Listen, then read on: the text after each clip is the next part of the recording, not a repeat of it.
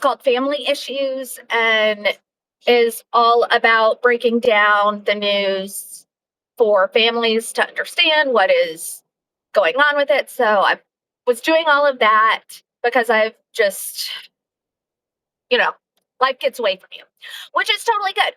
But I'm on my way to pick baby girl up from before school because I think I've said this. She does before and after school, so it's a lot of back and forth.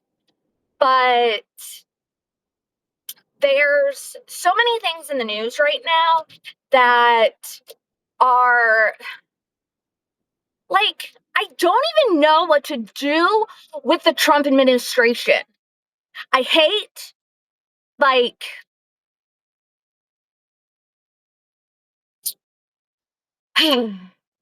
okay, real talk. There are, God, I don't know how many people in the US right now that feel like their life has been hijacked, that their identity has not only been stolen, but manipulated. And it all stems from this over, it's towing the line between the physics and the social sciences. And applied science and social science, they've been fighting it out for fuck knows how long. And what it is now they realize that they actually have more things in common than they have differences. But as you kind of bridge that gap, there's all sorts of weird and wonderful and just chaotically delightful elements. And that's what, when you hear people talking about AI hallucinations, that's kind of what they're talking about is all of a sudden you're starting to get responses and content that one is just not true, completely made up. That's two. So not true, completely made up, or it's this very finite area of the eclectic, occult, unknown information that for millennia we have been trying to figure out. So everyone has an opinion on it. And it's super fun to play with and explore that area because that's where the imagination can grow and function. And you get into storytelling about, you know, the sci-fi and fantasy realm of fiction. But when individuals start believing some of these areas that you can't really prove definitively that it's true, and you cannot prove definitively that it's false, it's just the unknown. And that is where some minds have a hard time making the jump into hyperspace, into cyberspace, into you'll hear them talk about jumping into the quantum leap and all of that stuff, because there's a little bit of faith, and faith is believing without seeing that something's going to work out, or something is true. And I have spent who knows how long, debating with tech bros about whether or not there's a God, whether or not it matters, all of this stuff. I was raised in a Christian church or in a Christian home in the South. I've gone to who knows how many different denominations of churches, and it all comes down to humans agreeing and disagreeing about the various rules that should, be to help humans grow. And these particular rules are everything from gender roles to whether or not you should vaccinate your children. And as you move and shake within all of these different networks of people and you're exchanging ideas and you're asking questions, not everyone does that. So you have to realize that research not only takes time, it takes um it takes testing. It takes the applied science, so applying what you know to be true or think to be true in order to test whether or not it is true. And all of these things are so just, like I said, chaotically delightful. However, they can also be extremely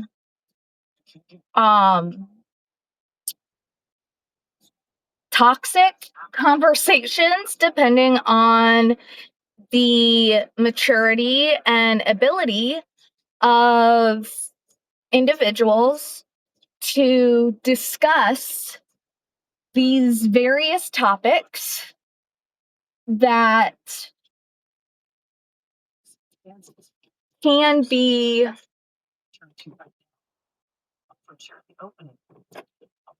difficult to talk about, whether that is sex, circumcision, really anything that when it comes to raising kids. And the reason is everyone's like, no, don't do that because it's going to screw up the kids. Guess what? The kids are already screwed up because you're screwed up. And that's not a bad thing. Maybe. I don't know. But when you kind of realize that we're all trying to do the best we possibly can with what information we have at the point of decision making, you start to realize that no one has it all together. Everything is chaos, but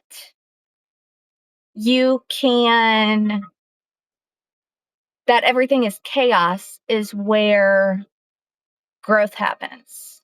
That everything is chaos is where you get to sit in your living room with your kids talking about fairies and princesses and pirates and shipwrecks and space, rockets and exploration and all of these fun, super amazing things that you're sitting in a blanket fort just having fun. And life becomes super serious. And there are so many times where, yes, it is so serious because you're dealing with life. And when you're dealing with life, like, you don't want to lose that. And that's terrifying. And I know it's terrifying because it terrifies me. And I know it terrifies so many other people. But all of that creates the asynchronous, and I'm using specific words at times like asynchronous as a way to relate and show how the applied sciences and the social sciences kind of fit on top of each other. And this asynchronousness of humanity is what helps us learn. It's what helps us grow. It's what happens when you go, "What's that?" And it's something you haven't seen before. And you have to kind of pick through to understand, what is it? Who is it? Like all of these things.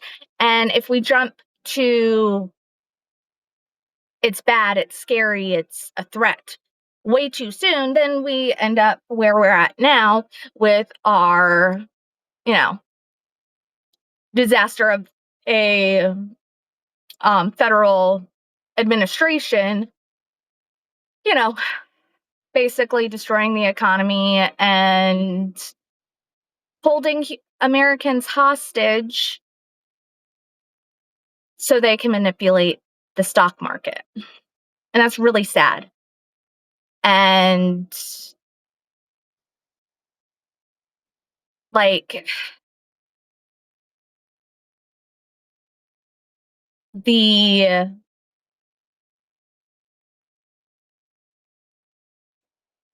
just inhumane thinking, or like I can so not relate to how the American federal administration, so executive administration, is functioning, that it completely breaks my brain to understand, like, at what point does it take a human to be so detached from humanity that their actions and their words start just spewing utter hate. And in that same place, my mind starts, going through all of the various pieces of media. And when I say media, I mean, I'm pretty sure I have found the end of the internet, like content wise. And there's always going to be things kind of coming back up, and you see the same stuff over and over and over because we live in a world where everything is copy, cut, paste, post, copy, cut, paste, post. And the originality behind creating a piece of content it just lacks. And I'm not saying that as, no, I am saying it like that. Like, everyone is racing towards this, I gotta be first, that they are ripping and tearing and trying to quick fix, throw everything together so I can give this pill. And oh, by the way, this pill is going to cost you $10,000. And I had a friend yesterday that had, we were on a call after they had a call, and just the breakdown of how the call went had me fuming. It still has me fuming.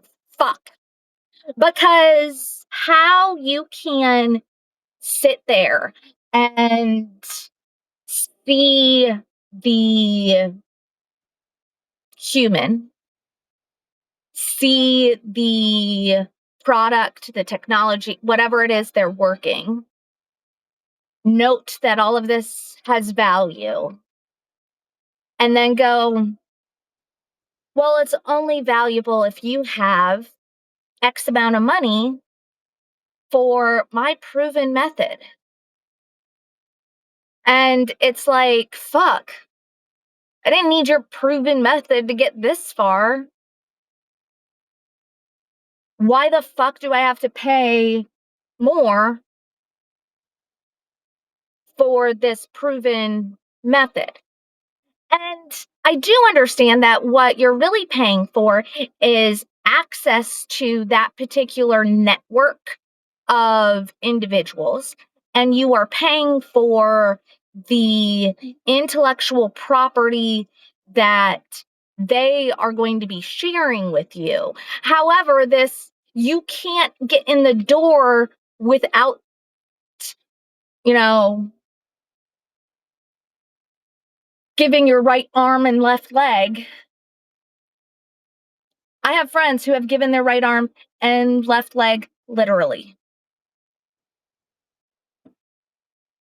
So don't tell me that there is nothing for an individual who literally has everything possible going against them, and still they strive, and still they continue on. They are spurred on. They are still willing to grow and learn and be able to find new ways of thinking and helping people and just being with them. And that is where this understanding how not just technologies, but how individual interactions affect the person in front of you. Realizing that every piece of data is a piece of data that is tied to a human being who is exhausted, unemployed, working to get through health issues on top of relational issues, on top of trauma induced issues. It's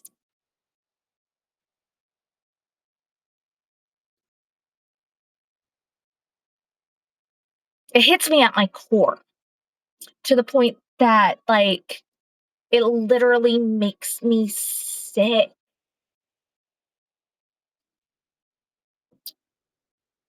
So at, you know, 8:45 in the morning, as I'm driving to pick up my daughter from her morning shift, I'm at the point where I'm like, no, I need to not necessarily scream into the void, but I need to make sure that I am capturing the emotional process that is going through my head. One, so I can remember correctly, but also so I can continue to highlight those areas and those points of information and time that are being manipulated. So that way, the working class will stay in line and keep on working.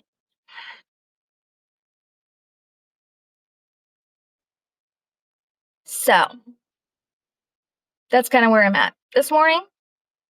I know you guys love it, but this summer, and by this summer, I mean May 1st, there is a call for a national um,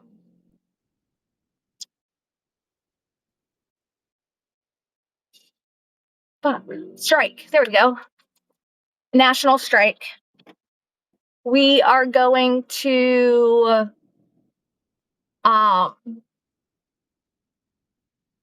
go back to the 80s, do summer camp. The goal is to have all sorts of different fun activities and stuff from May until September. So starting May 1st all the way through to September 1st, which is Labor Day, where we're having a massive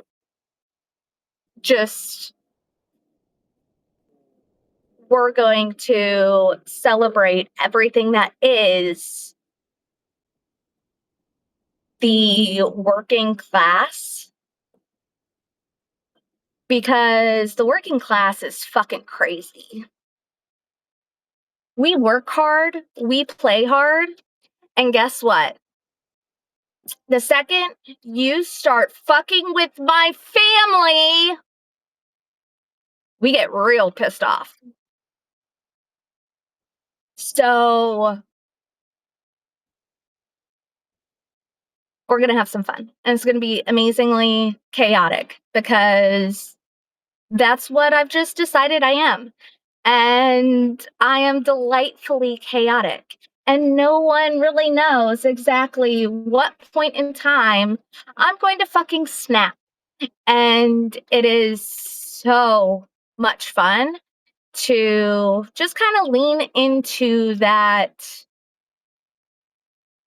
space and do what I can